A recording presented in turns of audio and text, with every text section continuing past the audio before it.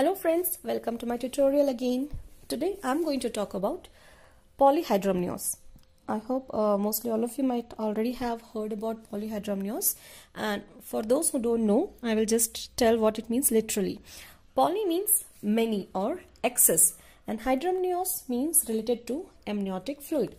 So polyhydramnios means excess amount of amniotic fluid. So it's a common medical condition which we come across when we work in OB/GYN ward. So what is polyhydramnios? Let's check it out. Starting with the definition. The definition of polyhydramnios is divided into two: anatomical definition and clinical definition. So anatomical definition is based upon the amount of amniotic fluid. So it is defined as a state where liquor amini exceeds 2000 ml. So in general, in a normal pregnancy, liquor amini does not exceed 800 to 1000 ml. But in certain women, in some women with this problem, the liquor amini may reach till 2000 ml or 2 liters. So it is when it reaches to that extent, the condition is called polyhydramnios. And if we take the clinical definition, it means the excessive accumulation of liquor amini that causes discomfort to the patient, or when an imaging help is needed to substantiate the clinical diagnosis of lie and presentation. Basically, if a mother is having normal amount of liquor amini, when you do abdominal palpation, you will be able to identify what is the lie of the baby, what is the presenting part of the baby. Everything can be identified by the palpation. But if a woman is having polyhydramnios and she is having excess amount of amniotic fluid, palpation becomes very difficult. So you will not be able to rule out what is the lie, where is the head of the baby, where is the buttocks of the baby. So such a condition can be clinically defined as polyhydramnios. Okay. Now moving forward to what can be etiology. Why does this happen in some of the women? So it can be because of some fetal problems, and sometimes it can be because of maternal problems. So let's start with the fetal anomalies. So let us understand before this that amniotic fluid increases basically because of two things. First is the baby is not able to swallow the amniotic fluid, and the second reason is there is excessive urination of the baby, which can increase the amount of amniotic fluid. Okay, no swallowing and more urination. These are the two basic causes. So starting with fetal anomalies, any of the fetal anomalies or birth defect or congenital defect of the baby which does not allow the baby to swallow the amniotic fluid can lead to polyhydramnios. So condition like anencephaly, where the skull vault is absent in the baby, neural tube defects like spina bifida, esophageal and duodenal atresia, where the esophagus is narrowed. If the child is having cleft lip or a neck mass that is blocking the esophagus, all these things does not allow baby to swallow the amniotic fluid, leading to polyhydramnios.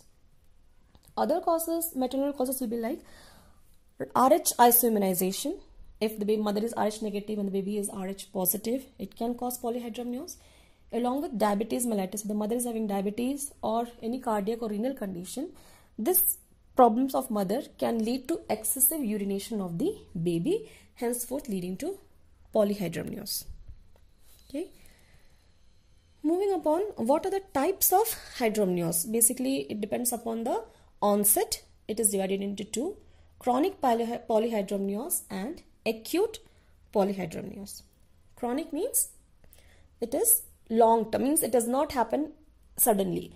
Onset is insidious and it takes few weeks, slowly. Okay? The polyhydramnios develops slowly, and that is called chronic polyhydramnios.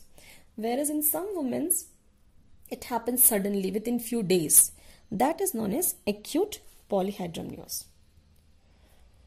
Now, what clinical manifestation a woman will show if she has polyhydramnios? So definitely we can imagine if the amniotic fluid is too much and that abdominal size is too big, it will lead to dyspnea or breathing difficulty in the woman, palpitation, edema of the lower extremities because the uterus is so big, it will hamper the blood circulation to the lower extremities, leading to more edema as compared to normal. Varicose vein will be more, and hemorrhoid chances are also more with the woman with polyhydramnios. Investigations. How can we identify a woman is having polyhydramnios? So first and foremost is based upon these symptoms.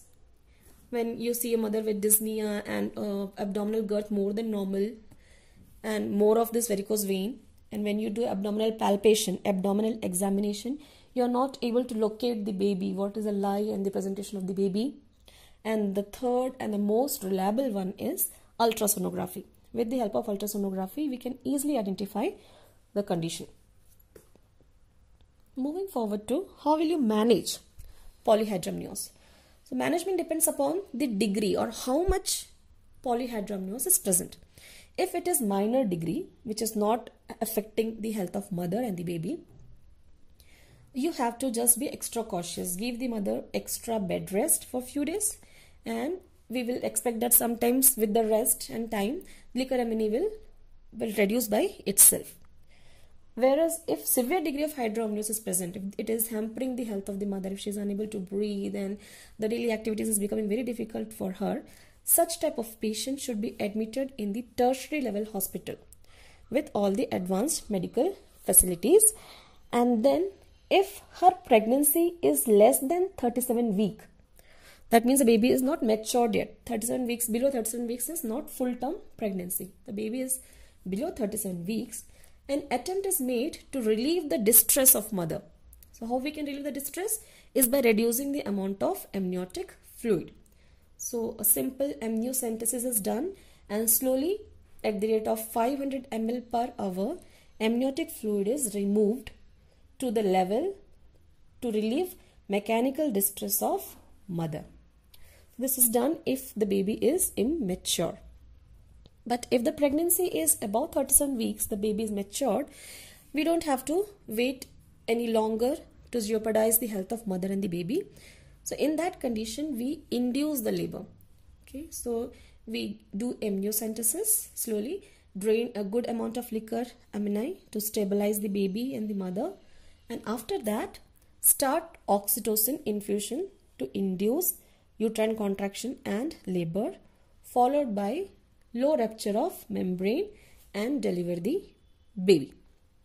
So this is how, in short, what is polyhydramnios and how do we manage it. So I think I made it clear. If you have any doubts, kindly ask the same in the comment section. Thank you for watching.